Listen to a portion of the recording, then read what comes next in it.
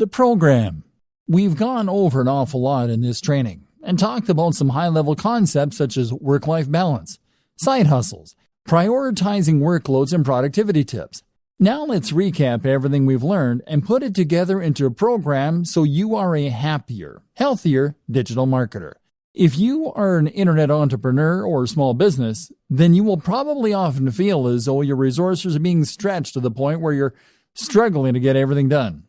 Chances are, you will be juggling multiple tasks at any given time and trying to decide which of your different commitments or side projects should come first. For instance, if you use bootstrapping to fund some of your larger projects, then that will mean you might well have to provide services on a regular basis in order to maintain your funding.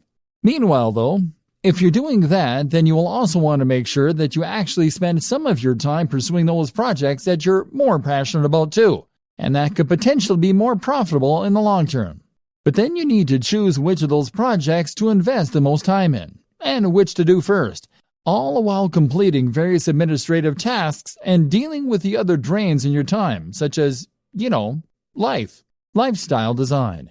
Key to all of this is to know what you want from life and how your online business fits into this.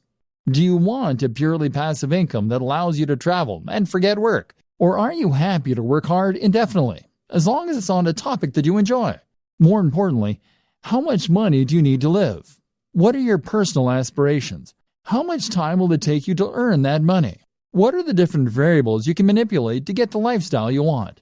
At the same time, consider what you need to get your internet marketing business off the ground. With all that in mind, you can then work on how much money you need to earn, and make sure that you do that every day. Be strict, and leave time for yourself and for your passion projects. Hierarchy. If you're anything like me, then you will probably have about 20 side projects going on at any one time, as well as your main job and other commitments. This is something that was recognized at the organization I worked for last, where they said to work using the following guideline: family first, then work, then personal development. The family first thing is something that's important to remember when you're an entrepreneur, as you don't want to get so wrapped up in pursuing success that you forget the reason you wanted to be successful in the first place, which was probably to spend more time with your family and to be able to support them. Work then comes before development, which can mean personal development or R&D, because you've committed to your clients and employers when you take on these jobs, and delivering results on time is crucial for your reputation and your continued financial stability. Separating your work. The danger, though, here is that you might end up never actually getting around to the projects that you want to work on, and so fail to make any progress as a business because you'll be too busy fulfilling your day-to-day needs. To solve this problem, a good system to use is to separate your workload into distinct sections that you can then work through in sequence. For instance, you might allocate the first half of your day to your immediate pressing tasks and commitments you have to clients. Following this, you might then divide the next half of the day into administrative tasks, followed by work on your projects. This would mean that you'll definitely get time to work on your projects, but on slow days or days when you have a larger than normal workload, your most crucial tasks won't be the ones to suffer. You would then also draw a line underneath your day to mark the end of your working day and to avoid it spilling over into your private life.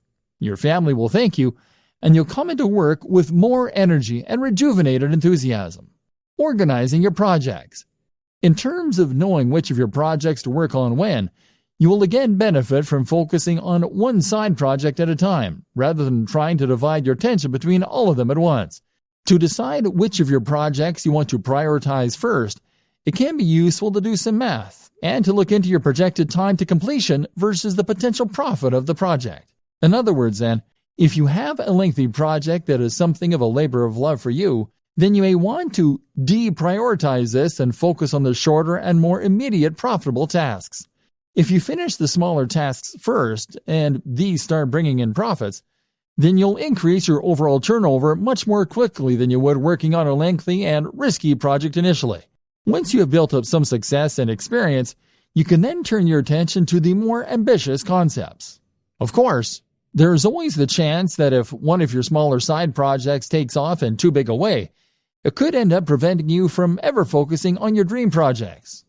While profits are important, and it's good for business to use the above method, it's equally important to make sure that any projects you spend time on fit your company's mission statement.